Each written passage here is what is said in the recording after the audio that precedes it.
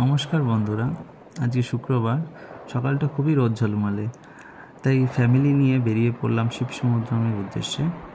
এটা একটা ওয়াটারফল, ব্যাঙ্গালোর থেকে প্রায় 150 কিলোমিটারের দূরত্বে। চলুন ভিডিওটা দেখুন কেমন লাগে।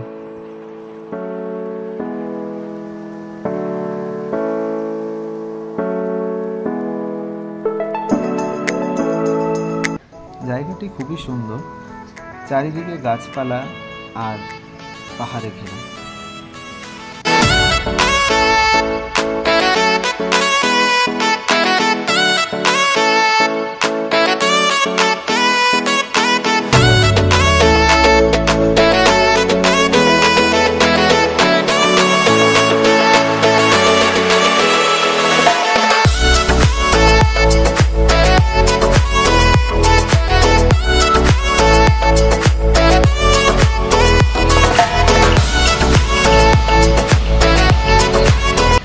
ওয়াটারফল ছাড়াও এখানে বোটিং করা যায়, যেটা বিকেল 6টা পর্যন্ত খোলা থাকে।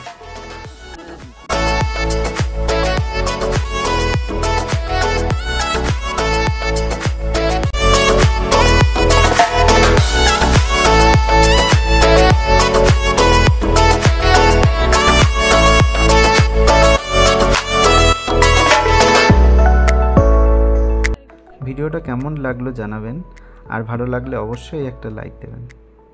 Thank you.